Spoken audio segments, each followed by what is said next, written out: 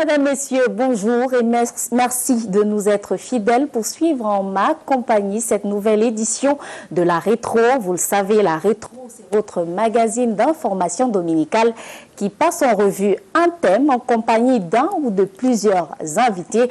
L'actualité forte qui a marqué la semaine. Et cette semaine a été marquée par plusieurs événements. D'abord, le combat contre la pollution plastique qui a polarisé les attentions dès le début de semaine. C'était le 5 juin, l'occasion de la célébration de la Journée mondiale de l'environnement. Également celui contre la contrefaçon à travers la date du 7 juin retenue par les Nations Unies. Et dans le reste de l'actualité, la grève des personnels de santé qui se poursuit et qui cherche toujours solution. Les concertations se multiplient afin d'y mettre un terme. La lutte contre les accidents de la route par le ministère des Transports qui est à pied d'œuvre sur nos axes routiers afin de tordre le cou aux accidents de la circulation. Et enfin, l'ouverture de la session de juin au Parlement. L'Assemblée nationale comme le Sénat ont officiellement ouvert leurs portes. C'était la rentrée pour les parlementaires. Aujourd'hui, la rétro à la main verte, vous le verrez à travers notre invité du jour. Et la rétro apporte sa contribution à la lutte contre un fléau. Il s'agit bien du plastique. Ses méfaits sur la santé humaine comme sur l'environnement ne sont plus à démontrer. Pourtant, le constat est clair, la lutte piétine au Cameroun. Pourquoi donc? Notre invité pourra nous en dire plus. Il s'agit d'un homme, avocat de formation. Il a dédié sa vie à l'environnement, à la lutte pour les causes liées à l'environnement et au développement durable. Son nom, c'est Samuel Guifo Téné. Bonjour et bienvenue sur ce plateau. Bonjour. Habitué des plateaux? Oui, on vous connaît beaucoup. Oui, j'ai de la chance d'être parfois invité par vous. Oui. Je vous remercie. On vous souhaite la bienvenue dans tous les cas. Je voudrais apporter une précision. Je ne suis pas avocat.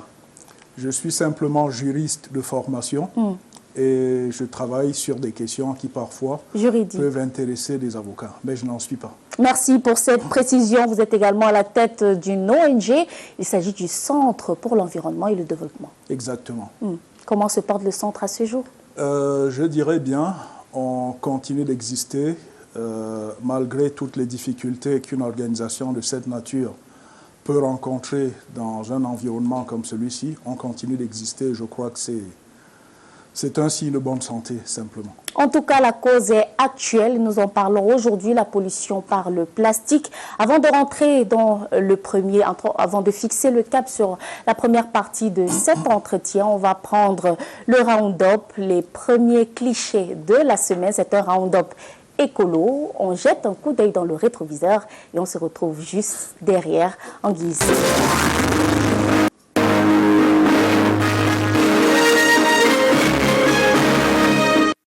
Après la pluie vient la nage des bouteilles plastiques, des déchets qui bouchent les drains, empêchant à l'eau de ruisseler.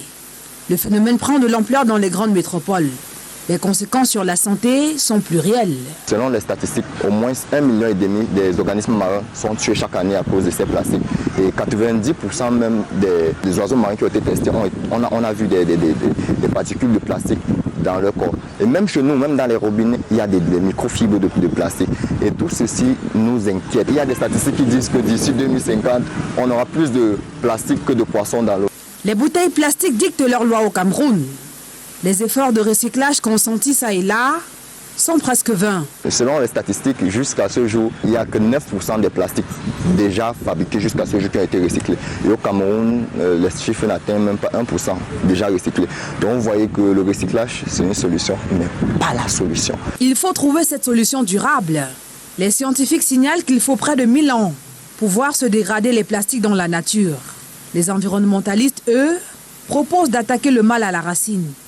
Avec la décentralisation que nous avons aujourd'hui, je préconiserais davantage que le gouvernement puisse, au niveau des régions, des mairies, créer des brigades, non seulement d'inspection environnementale, mais également des brigades d'inspection environnementale et de répression. Si les gens sont éduqués, ils savent pourquoi ils doivent arrêter de consommer le plastique. Le Cameroun pourrait vaincre le combat contre les déchets plastiques.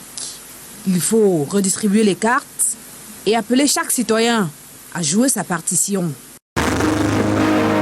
L'arrêté conjoint ministère de l'Environnement et ministère du Commerce du 24 octobre 2012 en son article 7.1 stipule: sont interdits la fabrication, l'importation, la détention et la commercialisation ou la distribution à titre gratuit des emballages plastiques non biodégradables à basse densité inférieure ou égale à 60 microns d'épaisseur, ainsi que les granulés servant à leur fabrication. Cela n'a pourtant échappé à personne. Les plastiques visés se baladent sans inquiétude dans les rues. Ce plastique non biodégradable arrive toujours en tête des emballages dans nos marchés et se retrouve dans nos poubelles, alors que nous croyons la lutte engagée en 2012 à l'agonie. Des dires des responsables du ministère de l'Environnement, nous apprenons ce 5 juin 2023 que la lutte se poursuit. Des inspecteurs et contrôleurs de l'environnement sillonnent les marchés, les espaces publics. Il y a des postes de contrôle qui sont créés. Le combat contre les emballages plastiques non biodégradables est fragilisé par leur source de provenance des pays voisins qui profitent de la porosité des frontières, mais pas que. Des habitudes que les gens ne veulent pas changer, des activités illicites, des opérateurs véreux qui sapent tous les efforts du gouvernement. Pour comprendre quelle est la place de l'autre entité ministérielle interpellée par cette lutte, nous nous rendons au ministère du Commerce. Nous apprenons des responsables opérationnels sous anonymat que ce département ministériel intervient en appui pour mener des actions de saisie sur le terrain. Conscient des manquements enregistrés depuis 11 ans que ce combat a été lancé, le ministère de l'Environnement vient de valider une nouvelle stratégie qui devrait être implémentée dans les prochaines semaines.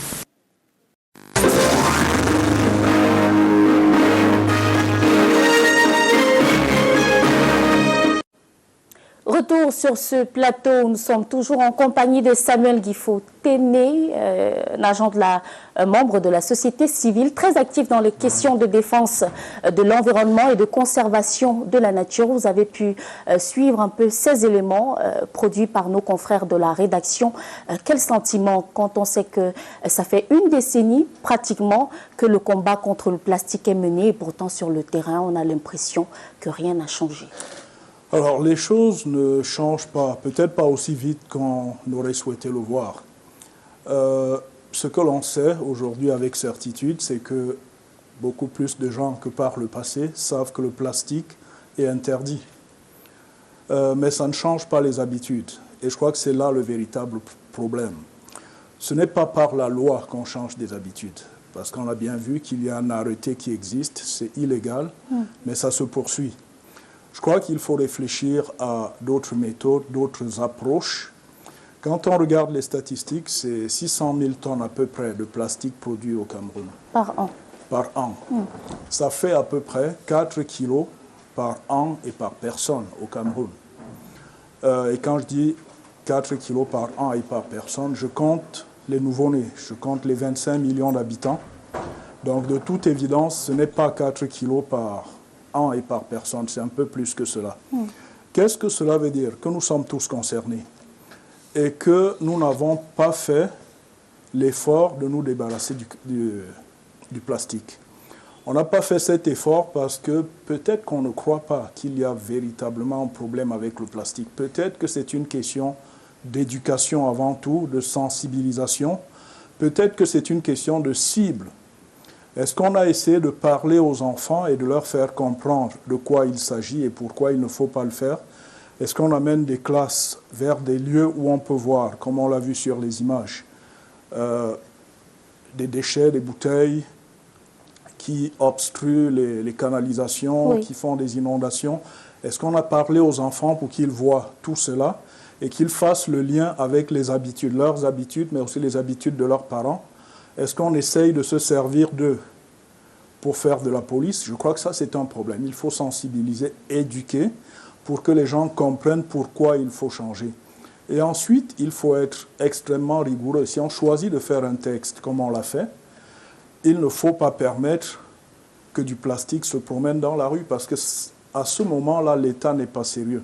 C'est ça peut-être que le souci, c'est qu'on fait cette loi, on publie cet arrêté ou cette loi-là, et après, la question de suivi, on ne voit pas grand-chose, ce qui fait que les mêmes causes produisent les mêmes effets. Parce qu'il faut dire qu'il y a 10 ans, quand l'arrêté a été rendu public, il y avait des opérations de police, il y avait des tonnes de plastique qui avaient été brûlées, même dans les surfaces commerciales. Exactement. Il n'était pas aisé de voir une dame emballer, une ménagère emballer des trucs avec du plastique, même si, il faut le dire, sur le terrain, le plastique était vendu sous le manteau. Exactement. On faisait quand même des efforts. Donc on avait deux choses. Premièrement, les gens ne comprenaient pas que le plastique était un problème et le prenaient pour une brimade.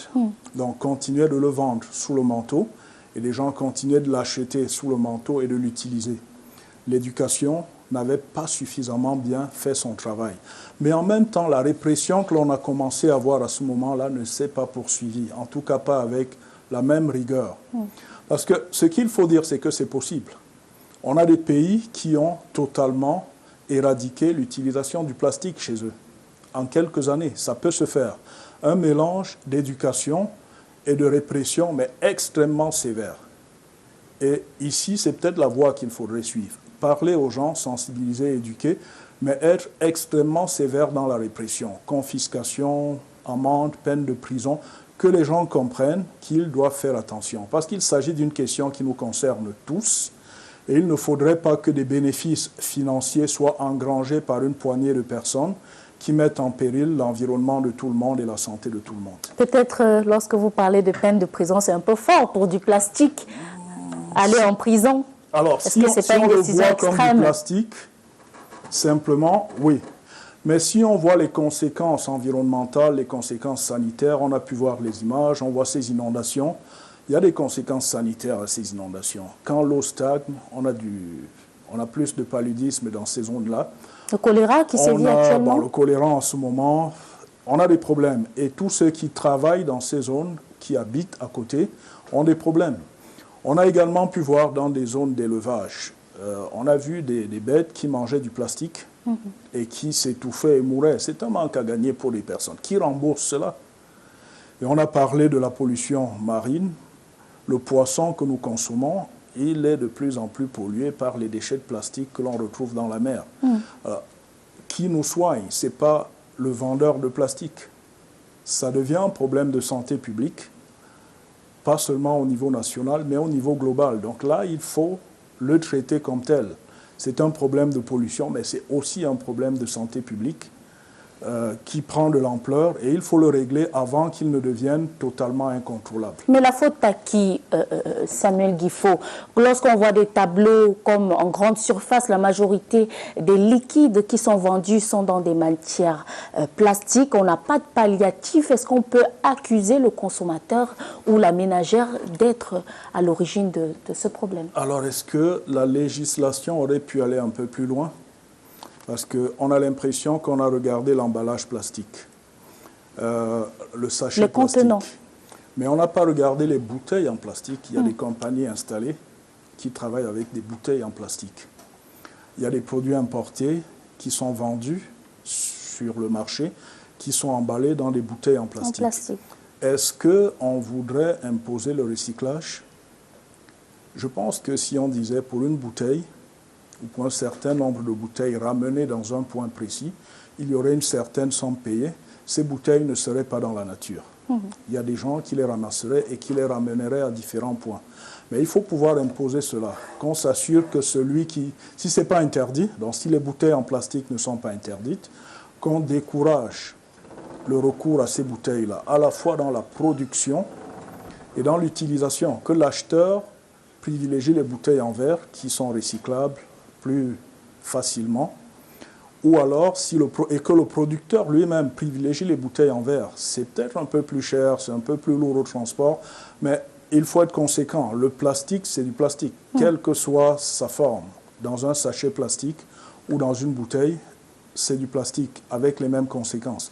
Donc là également, c'est l'une des choses que l'on aurait pu faire. Quand je disais on ne règle pas tout par la législation, on est là face à une situation où on a des entreprises qui essayent de produire, de créer des emplois, de créer de la richesse en utilisant ce qu'elles peuvent avoir facilement comme emballage, des bouteilles plastiques, Mais on a également ce problème environnemental, ce problème de société qui est créé par le plastique.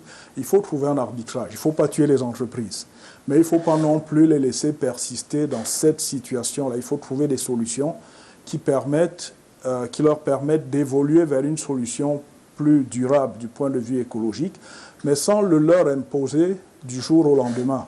Mais là, on parle bien d'une dizaine d'années et on n'a pas vu ce cheminement des entreprises. On a l'impression que peut-être qu'elles n'ont pas été encouragées à aller dans cette direction. L'éducation pourrait aider. Le consommateur pourrait aider. Si le consommateur demande quelque chose de précis ou oriente ses achats vers des compagnies qui font un certain nombre d'efforts dans cette direction-là, peut-être que cela pousserait les autres à aller dans la même direction. Vous parliez des entreprises qui n'ont peut-être pas été éduquées, sauf que sur le terrain, il s'agit pour beaucoup d'entre elles de multinationales qui, ailleurs, sous d'autres cieux, font attention, ont même des gages d'écologie et de recyclage sur leurs produits. Et pourtant, ici, on a l'impression qu'elles font un peu n'importe quoi. Je parlais de consommateurs qu'il faudrait éduquer et qui, dans les boutiques, dans les supermarchés, demanderaient des produits qui ne sont pas emballés en plastique. Parce que c'est cela qui a fait évoluer la situation dans les pays occidentaux. C'est le consommateur qui a demandé et qui a vu les entreprises évoluer. C'est l'éducation qui a provoqué le changement. Ici, on essaye de provoquer le changement par la législation.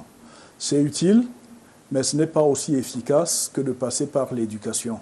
L'éducation, avec une masse critique de personnes, surtout de consommateurs bien éduqués, sur des questions, sur les conséquences environnementales de leur choix d'achat, peuvent pousser les entreprises à bouger dans la bonne direction. Au-delà de l'éducation, au-delà de ces enjeux de communication, de sensibilisation, est-ce qu'il n'y a pas d'autres défis, d'autres obstacles d'ordre économique? Est-ce que ça coûte forcément plus cher d'être écolo que de ne pas l'être?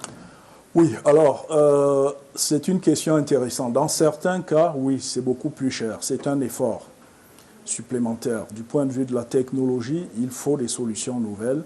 Du point de vue des investissements, il faut des fonds supplémentaires. Donc, ça coûte plus cher à court terme, dans certains cas.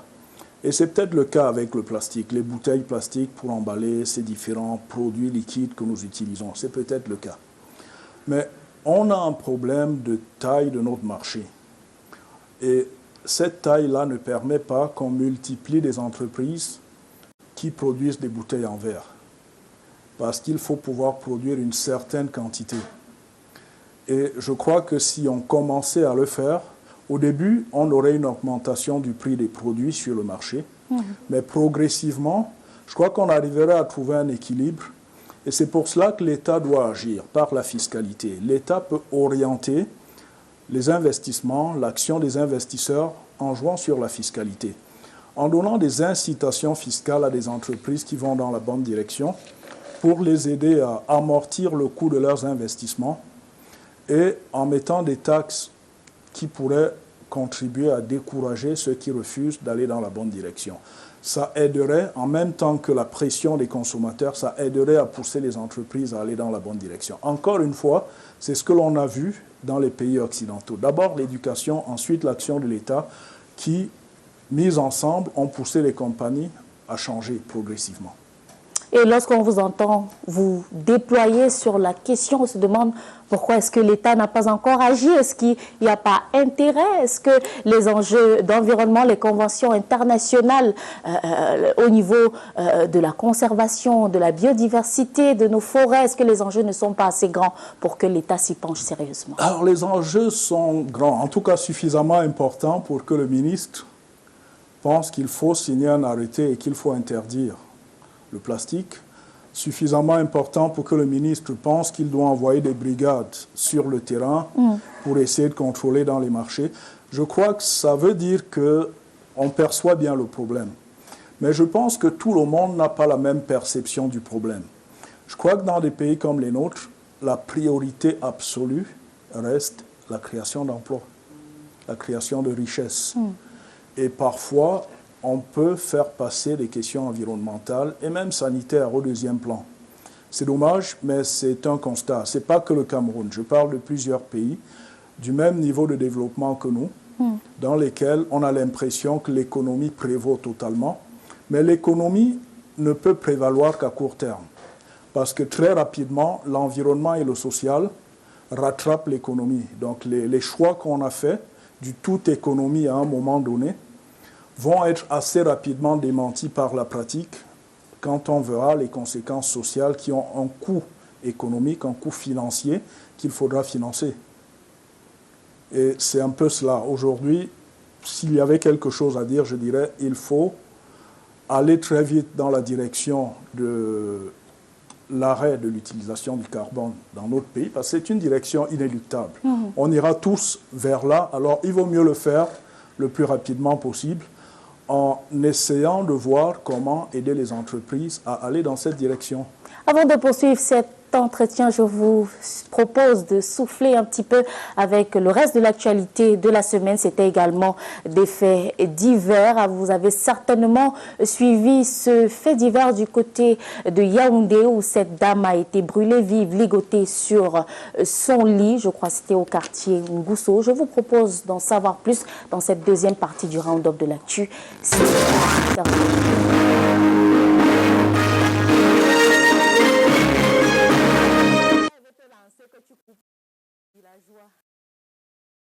La fièvre a fait transpirer la représentation nationale. L'ampleur de l'épidémie inquiète dans les principaux foyers. 60 cas signalés chaque jour à Yaoundé. La riposte doit être globale. Dans une option de proximité, il serait souhaitable que les collectivités territoriales décentralisées, les communes en particulier, soient fortement anticipées. La maladie des ados aujourd'hui s'appelle la déperdition scolaire. Elle prend de plus en plus place dans les salles de classe. Pour une jeunesse fer de lance de la nation, ça craint. Le gouvernement interpellé. Il est urgent que le gouvernement puisse en identifier les causes et qu'il y apporte des solutions adéquates. En ouvrant les travaux de la deuxième session ordinaire à l'Assemblée nationale ce 8 juin, Kava Yege Djibril, au nom de ses camarades de chambre, condamne les prises d'otages dans les régions du nord-ouest et du sud-ouest. Les députés à l'Assemblée nationale condamnent cet acte inadmissible. Ils dénoncent l'option de l'institution des taxes locales par les sécessionnistes. Une telle initiative fait penser qu'au Cameroun, il y aurait dans l'État que non. Je dis non. C'est parti pour un mois de travaux ici à l'Assemblée nationale. Témoin oculaire de ce démarrage effectif, le ministre d'État secrétaire général de la présidence de la République, le Premier ministre et des membres du gouvernement, membres du Sénat, diplomates et bien d'autres. Voici le trio assassin dans un traitement post-crime. Le dernier forfait à mettre à leur actif, c'est l'assassinat de Hélène Abomo, agent communal à la mairie de Yaoundé 5e. Ce jour-là, l'alerte est donnée par un incendie déclenché à son domicile au quartier Éleveur. Les brigades de Ngousso vont immédiatement descendre sur les lieux. Nous remarquons que l'incendie est focalisé dans la chambre de Dame Hélène. Nous essayons de la contacter téléphoniquement. Quelqu'un décroche et nous fait savoir qu'elle est à l'hôpital auprès de son frère aîné qui serait hospitalisé au centre Jamon. Belle dissuasion par les auteurs présumés du crime. Le corps sans vie calciné et ligoté de Hélène Abomo sera découvert dans sa chambre après l'extinction des flammes par les sapeurs-pompiers. La personne au bout du fil n'est autre que son neveu, chef de gang, qu'elle a pourtant invité manger à la maison. On a mangé, elle s'est endormie. Bon, c'est moi qui ai appelé le dénommé Makoun. Lui, je ne le connais pas, c'est pas mon ami. C'est un grand au quartier, comme on dit, un têtu gars du quartier. Bon, je l'ai appelé et puis nous sommes arrivés. Je m'en nous on devait prendre juste l'argent. C'est arrivé dans l'affrontement, parce que j'ai appelé ça un affrontement. Parce que l'entrée, il a appuyé le coup de Maman Hélène. Après l'avoir appuyé le coup de Maman Hélène, on l'a attaché. Après l'avoir attaché, nous sommes partis avec elle dans la chambre. Du retour de là, maintenant, c'est où le dénommé Makoun, après avoir pris l'argent, il est sorti. Il nous a laissé à la maison. C'est comme ça que Chico a allumé le feu. Le neveu avait l'information selon laquelle sa tante serait bénéficiaire ce jour-là de l'argent d'une tontine. Et au cours de l'opération, Hélène l'a reconnu. Ils sont reconnus par les services de sécurité comme spécialistes du vol à l'arraché. C'est-à-dire qu'ils évoluent à bord d'une moto, au niveau du hôtel Le Plateau et Mobile et Sauce. C'est-à-dire toute cette rue de la Joie. Ils faisaient le ratissage. Chaque soir, ils n'agressaient pas moins de 5 ou 6 personnes. Il n'a fallu que 3 jours d'enquête ici à la brigade de gendarmerie de Ngousso pour cueillir le neveu à Konolinga et les autres ici à Yaoundé. Que les populations soient rassurées et se sentent libres de collaborer, de se rapprocher de nous pour dénoncer tous les cas qu'ils peuvent vivre dans leur quartier. Les populations ici exultent pour cet autre camp mis hors d'état de nuit. C'est pour ça que je viens de demander. Code de barre, vignettes, couleurs, date et heure de fabrication, de nombreux indices pour distinguer le bon vin de celui contrefait. Il suffit premièrement de savoir interpréter. L'heure de fabrication et l'heure sur le bouchon doivent correspondre. Tous les whisky de 12 ans d'âge sont plus foncés, 12 ans, 18 ans, en montant c'est foncé. Mais vous allez arriver que vous jouez un 12 ans d'âge clair. L'autre indice c'est quoi? C'est que vous retournez simplement la bouteille, vous secouez la bouteille. Si les bulles mettent longtemps sans disparaître, ça veut dire que c'est un faux vin. Cependant, scanner le code QR n'est pas toujours une garantie de qualité. Il arrive très souvent qu'aucune information sur la nature et le fournisseur du vin n'apparaisse, même si la boisson est originale. Un problème auquel se confrontent de nombreux revendeurs de la ville de Yaoundé. La source, selon eux, ce sont les institutions en charge de l'encadrement du secteur. Il faut que le ministère, la DGI, nous mette à disposition à tout le monde cette possibilité de pouvoir scanner le code QR qui te ramène directement chez l'importateur. C'est une des choses que nous déplorons. Aujourd'hui, tu scannes, ça t'affiche juste quelques numéros et tu n'as pas la possibilité de connaître exactement là où ça te ramène. Ça t'affiche juste les numéros. La contrefaçon dans le secteur des vins naît le plus souvent de la pénurie d'un produit. Pour éviter le piège, les plus avertis ont opté pour une autre stratégie, rester connectés à un seul fournisseur. Nous nous référons directement chez nos fournisseurs agréés pour prendre nos produits, pour être exempt de la contrefaçon. Détecter le faux dans les vins et liqueurs ne semble donc pas toujours évident. C'est sûr, il y a du bon, mais aussi du frélaté dans ce que l'on consomme au quotidien. Le seul moyen d'esquiver, s'abstenir. Mais alors... À l'origine de cette visite du directeur de l'Office des étrangers en Belgique, une inquiétude. Le nombre de demandes de protections internationales en forte hausse et des demandes de visa étudiants qui dépassent aujourd'hui la barre de 1000 par an. Demandeurs d'asile, en 2021, on avait 480, en 22, 800. Et quand on fait les premiers 5 mois de 23, et on compte encore pour 12 mois, on va dépasser le 1000. Pour les étudiants, on dépasse facilement 4000 demandes par an. Des chiffres qui passent du simple au double au fil des années. La cote d'alerte est atteinte. La Belgique veut ralentir cette tendance qu'elle qualifie d'anormale. Le pays, qui compte environ 20 000 résidents camerounais à date, décrit des abus de procédure qui vont à l'encontre des valeurs qu'il prône, des méthodes qui pourraient causer préjudice aux étudiants sérieux. Pas du tout justifié, parce que le Cameroun n'est pas un pays qui peut provoquer autant de demandeurs d'asile. On constate aussi que quand les gens ont obtenu un visa, ils ne vont pas au cours, ils ne se présentent pas aux examens, ils ne réussissent presque rarement, pour ne pas dire jamais. Il faut renforcer les facilités de la migration légale, tout en renforçant également les procédures à l'égard de l'immigration illégale. Des mesures ont déjà été prises au niveau du Parlement belge, où l'année préparatoire a été supprimée pour les étudiants. Leur prise en charge mensuelle aussi, estimée à 750 € par mois, devient plus sélective. C'est quand même plusieurs centaines de gens qui l'utilisent, mais après l'année préparatoire, de nouveau, ils ne s'inscrivent pas. La prise en charge, le spectre est devenu beaucoup plus limité. Cette visite tient lieu de sensibilisation. Les Camerounais sont appelés à prendre conscience.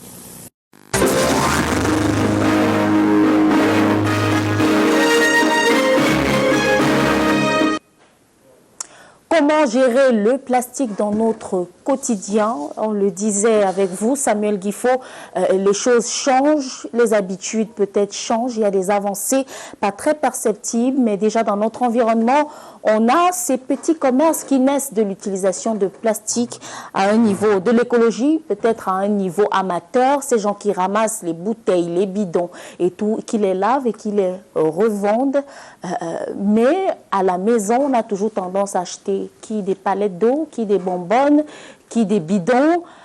Comment faire pour s'en passer lorsque on est déjà ancré et qu'il n'y a pas de solution palliative a priori? Alors la première chose, l'idéal serait qu'on s'en passe, qu'on essaye de trouver des solutions pour remplacer le plastique. On a quelques solutions. Pour les emballages, les sacs plastiques, pour les remplacer, ça pourrait être des sacs en papier, des sacs en fibres végétales qui pourraient être fabriqués par des artisans locaux, ou des sacs en tissu carrément qui feraient travailler des couturiers, des couturières pour faire des sacs qui seraient réutilisés et qui pourraient être mis dans les boutiques et vendus dans les boutiques. Donc ça, c'est une piste. Ça permettrait de remplacer progressivement le plastique par des sacs plus beaux, plus utiles et plus durables qu'on pourrait garder assez longtemps. Mais en attendant, puisqu'on n'en est pas encore là, la solution, c'est de gérer ce qu'on a en ce moment comme emballage en le recyclant au maximum. Nous savons le faire. On utilise des bouteilles vides pour mettre de l'huile, pour mettre du sel. Donc, on recycle. On a l'habitude de cela. Comme Africains, on sait le faire. Le problème que l'on a, c'est qu'on ne recycle pas tous nos achats, toute la quantité qu'on achète. La quantité qu'on recycle ne représente qu'une proportion très faible, finalement, de tout ce qui entre à la maison comme emballage plastique. Et ça, c'est ce qu'il faut arriver à faire. Il faut trouver une solution pour cela. Une autre solution possible, c'est de recycler ces emballages-là en leur donnant une deuxième vie dans un nouveau processus de production. On prend des bouteilles qui ont servi à emballer des boissons, on les nettoie, on les revend à une petite entreprise qui fait autre chose et qui a besoin d'emballage et qui peut emballer une nouvelle fois. Donc la même bouteille pourrait servir quelques fois au lieu de servir une seule fois. C'est une forme de recyclage. Elle a une vie un peu plus longue en production dans le circuit avant de devenir un déchet. Et enfin, il faut pouvoir recycler les déchets, le produit qui va à la poubelle ou que l'on retrouve à la fin dans les caniveaux ou dans les rivières. Et là, on peut le collecter. Il y a plusieurs possibilités pour cela. Il y a de petites entreprises qui se créent pour recycler ces déchets-là. On a vu des gens qui se servaient de ce plastique pour faire des pavés, par exemple. Ça peut être très utile. On a vu des gens qui faisaient des objets d'art. C'est très beau, c'est très utile, mais ça ne consomme pas beaucoup de matière plastique. Donc, il faut plutôt réfléchir à des choses qui peuvent permettre de d'absorber tout le plastique utilitaire avec les déchets de plastique. Et là, par exemple, la solution des pavés, elle est pas mal, parce que si on regarde les rues dans nos quartiers, on a besoin de pavés pour les emménager. Et en même temps, on a beaucoup de plastique. On a le sable, on a les pavés, on a le plastique. On peut arriver, avec ces trois éléments-là, on a le sable, on a le plastique. On peut faire des pavés pour aménager des routes, parce qu'on a des routes qui demandent à être aménagées dans plusieurs quartiers. Donc je vois là la possibilité pour des mairies, par exemple, de faire travailler des jeunes dans les quartiers qui, avec très peu d'argent, s'emploieraient eux-mêmes à aménager leurs routes en récupérant du plastique et en fabriquant des pavés. Par exemple, ça peut être une piste qui permet de faire du bien à partir de ce problème-là. Et en ayant surtout des solutions durables, puisque les pavés faits avec des matières plastiques durent plus longtemps que ceux qui sont faits avec du ciment, par exemple. Exactement. En tout cas, ils sont beaucoup moins chers. Ils peuvent servir longtemps et ils sont extrêmement faciles à fabriquer. Donc on en a besoin. On parlait également du cas de figure de ceux des Camerounais qui, chez eux, ont des bouteilles d'eau, achètent facilement une palette d'eau, une bouteille, une bonbonne pour toute la famille. Comment gérer ce genre-là lorsque, par exemple, on sait que dès l'âge 0, on ingère ces solutions plastiques, que ce soit du carbone, que ce soit. Comment changer leurs habitudes à eux quand on a une solution pratique comme celle-là? Alors, ce que l'on a connu par le passé et qu'on continue encore à voir aujourd'hui, c'est ces personnes qui allaient à la boutique avec une bouteille en verre, qui la déposaient en payant pour avoir en échange une bouteille pleine de bière ou de boissons gazeuses. C'était ce qui se faisait par le passé et ça ne posait problème à personne. Mais c'était un moyen, en fait, de recycler la bouteille. Elle n'était pas sortie du circuit, elle était récupérée, et elle l'est encore dans certains cas. C'est valable pour les bouteilles en verre? Pour les bouteilles en verre. Alors, qu'est-ce qu'on pourrait faire aujourd'hui? Et c'est de ça que je parlais en parlant d'éducation tout à l'heure, et en parlant de consommateurs qui pourraient faire pression sur les producteurs, sur les compagnies. Comment cela pourrait se faire? On a deux pistes possibles. La première, c'est que nous avons l'habitude d'avoir des gourdes. On a perdu cette habitude-là. Mais on pourrait aller avec des gourdes, je parle de tous ces élèves et même ces travailleurs qui vont acheter des boissons, se faire remplir sa gourde et laisser le vendeur gérer le déchet. Ça pourrait commencer à faire réfléchir, parce qu'une fois que le déchet est sorti de la boutique avec le produit, le vendeur n'a pas de déchets à gérer. Mais s'il avait tous les déchets à gérer, on commencerait à se poser des questions et ceux qui font du marketing se diraient si finalement des gens achètent avec leur conteneur, avec leur gourde, est-ce que c'est utile de faire des emballages individuels ou est-ce qu'il faut faire des emballages beaucoup plus grands? On pourrait commencer à réfléchir de cette manière. Les entreprises aussi pourraient réfléchir sur des points de ramassage pour pouvoir gérer eux-mêmes leurs ordures, d'où peut-être la nécessité de revoir cet aspect dans les cahiers de charges. Et enfin, et vous avez tout à fait raison, enfin on pourrait commencer à réfléchir à la nature du plastique ou de la bouteille d'emballage. Toutes les bouteilles ou alors tous les plastiques ne sont pas équivalents. On peut pousser des gens à aller vers des plastiques qui sont, qui contiennent une plus forte proportion de produits biodégradables. Ce n'est pas le cas aujourd'hui. Il n'y a pas de règle là-dessus et chacun fait à peu près ce qu'il veut. Mais on devrait pouvoir pousser les gens à aller dans cette direction. Et le consommateur, encore une fois, peut jouer un rôle extrêmement important. Si le consommateur commence à laisser les bouteilles dans la boutique, le producteur et le revendeur auront ce problème à gérer et pourraient commencer à se demander. Et là, c'est plus facile d'ailleurs pour l'État à ce moment-là de les identifier et de leur dire vous devez faire un effort pour aller dans la bonne direction. Parce qu'ils seraient du même côté à ce moment-là que le consommateur qui demande quelque chose qui n'est pas encore sur le marché. Aujourd'hui, si on dit on arrête jusqu'à ce qu'une solution soit trouvée, le consommateur ne comprendra pas. Il le prendra pour une brimade parce qu'il n'est pas suffisamment éduqué. Mais si demain il est éduqué, il demandera à l'État d'aller un peu plus vite et un peu plus loin et il soutiendra l'État contre les producteurs qui refusent de respecter les règles. En tout cas, des plaintes sont déjà enregistrées dans le domaine de la gestion des déchets avec les entreprises qui sont chargées d'assainir nos villes, puisque à la base, on n'a pas des déchets triés, tout ça se mélange et lorsqu'on collecte, on va les incinérer déjà dans les environnements immédiats de ces points d'incinération des déchets. Il y a des plaintes qui sont enregistrées, notamment par rapport à la forte odeur, les nappes phréatiques qui sont polluées. Il y a également la volonté politique, il y a la gestion même des ordures dans nos cités qui fait problème. On sait que sur le terrain, certains acteurs de la société civile proposent des poubelles écolo, en tout cas se battent pour apprendre le triage des ordures aux citoyens, mais jusqu'où est-ce que ces solutions-là peuvent aller si tout le système n'est pas intercommunicant? Alors c'est intéressant de voir cela. On a été en quelque sorte trop vite rattrapé par notre urbanisation.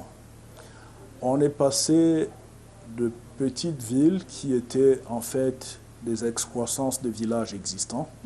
À Yaoundé, Douala, Garoua, Bafoussam, c'était des villages il y a un siècle.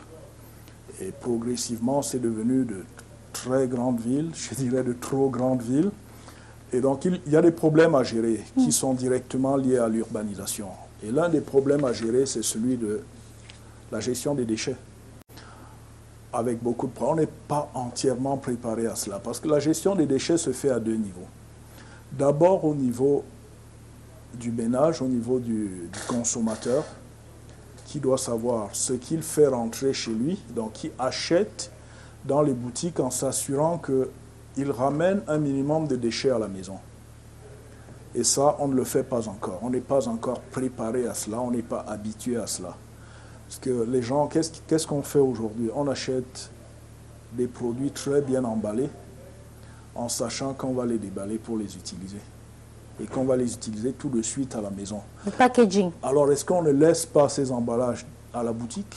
Quand vous achetez une paire de chaussures avec un emballage, un carton, vous n'avez pas besoin du carton. Et vous allez la mettre tout de suite. Pourquoi vous ne laissez pas le carton à la boutique? Le consommateur qui sait ça, dès le moment de son achat, il fait le choix de réduire le volume de ses déchets. Donc, il réduit le volume qu'il aura dans sa poubelle. Et là également, tout de suite, il réduit le volume qu'il mettra dans la décharge publique. Donc, le premier niveau de gestion, c'est au niveau du ménage. Et le deuxième niveau de gestion, c'est au niveau de l'État. Comment l'État ou la municipalité organise la gestion des déchets. Et c'est plus facile pour l'État ou la municipalité quand la gestion se fait au premier niveau. Quand il y a par exemple du recyclage qui se fait au premier niveau, on a un tri qui se fait et on récupère ce qui peut être compost. On est un grand pays agricole, on achète des engrais, c'est extrêmement cher. Mais chaque jour, dans nos déchets, dans nos poubelles, on a des engrais qu'on jette. Donc c'est toute cette matière organique qu'on pourrait garder et l'amener dans un circuit différent pour que nos agriculteurs puissent nous nourrir. Ça, c'est au niveau local. Et donc, à l'autre niveau, il y a des choses à faire. Et je crois que pour le moment, c'est un défi qui n'est pas encore entièrement relevé. Les villes elles s'étendent. Et le service de collecte des ordures ne va pas partout. Ne va pas, en tout cas pas aussi vite que l'expansion des villes dans les plus grandes villes de notre pays. Ça, c'est un défi. Et ça pousse d'autres acteurs à entrer en jeu. Mais ce n'est pas forcément une mauvaise chose, parce que cela crée des emplois en développant la créativité de ces nouveaux acteurs-là. Organisations non gouvernementales, petites compagnies qui se mettent en place et qui développent des activités pour valoriser des déchets et gagner de l'argent. Vous parliez tout à l'heure des déchets, en tout cas des emballages plastiques qui ne relèvent pas d'un fort taux de toxicité comme ceux qui sont actuellement en circulation sur notre marché. Il y a quelques années, on nous présentait des palliatifs aux emballages plastiques comme étant du plastique biodégradable. On va sortir de cet entretien par là. C'est quoi le plastique biodégradable? Quel est son aspect? Comment le reconnaître? Combien est-ce qu'il coûte? Est-ce qu'à la maison, chez nous, on pourrait fabriquer des emballages biodégradables? Alors, s'il est plastique, il y a quelque chose de non biodégradable là-dedans. Ce que l'on peut dire, c'est qu'il y a des proportions. On peut avoir un plastique qui est totalement non biodégradable et on peut avoir un plastique ou alors une matière qui contient du plastique et qui contient autre chose de biodégradable. Donc ce mélange-là fait qu'on a une proportion plus ou moins forte de produits biodégradables à côté des produits non biodégradables. C'était un peu de cela qu'il était question. Il n'est pas question de dire c'est totalement et entièrement du plastique biodégradable. Sinon ce ne serait pas du plastique. Et il avait, au toucher, il était un peu plus dur. Il est un peu plus dur parce qu'il a une matière il a une proportion de matière qui ne sont pas du plastique.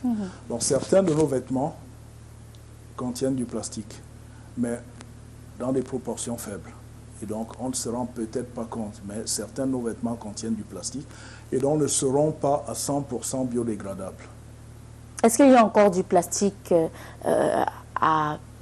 peu de, comment on dit, du plastique, je ne veux pas dire du plastique biodégradable, du plastique qui contient moins de matière plastique sur notre marché actuellement. Oui, il y a des emballages qui contiennent moins que 100%. Qui sont vendus, chacun pourrait... Qu'on trouve dans certaines boutiques et qui sont soit donnés, soit vendus comme emballage. Oui, ça existe.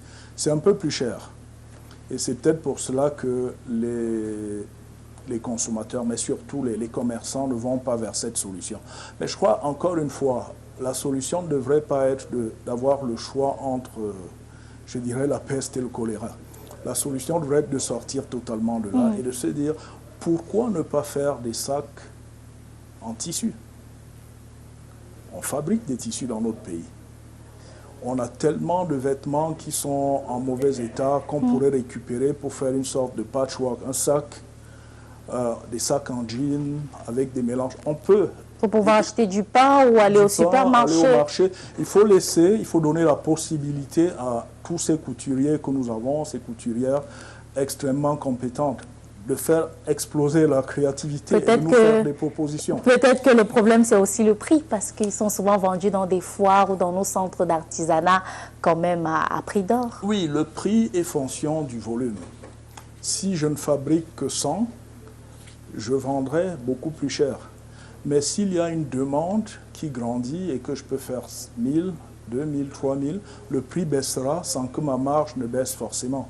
Donc, si on encourage les gens à aller dans cette direction, on encouragera les gens, les producteurs, les femmes, les hommes qui font de la couture à produire davantage de sacs. Je regarde également tous ces sacs en matière végétale. Les fibres de tiges de bananier, par exemple, qui sont pilées. On en a beaucoup, partout. Et on peut le faire en zone rurale.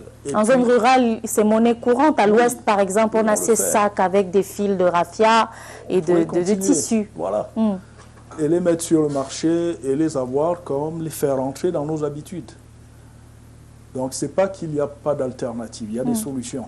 Mais qui ne sont pas vulgarisées. Elles ne sont pas suffisamment vulgarisées, elles ne sont pas suffisamment appuyées. Par exemple, là, je verrais parfaitement des subventions qui aideraient à produire beaucoup et à vendre un peu moins cher pour que ce soit une concurrence valable aux emballages plastiques. En tout cas, le message est passé. Samuel Guy-Fotene, merci d'avoir fait un tour par ici ce dimanche. C'était un plaisir de vous avoir en plateau. Merci à vous de m'avoir invité. On pourrait parler du plastique comme ça 1000 ans. Très longtemps, oui. Au moins la durée de vie du plastique dans la nature. 400 ans. Voilà, c'est ça. En tout cas, le temps qui nous est imparti est arrivé à son terme, malheureusement. Mesdames, Messieurs, on espère que le message est passé. Pensons écolo, pensons durable, revoyons la gestion de nos déchets et surtout des matières plastiques que nous utilisons et que nous produisons. Merci une fois de plus de nous avoir suivis. Les programmes de Canal 2 International se poursuivent. Quant à nous, on vous retrouve dimanche prochain pour une autre édition de la Rétro.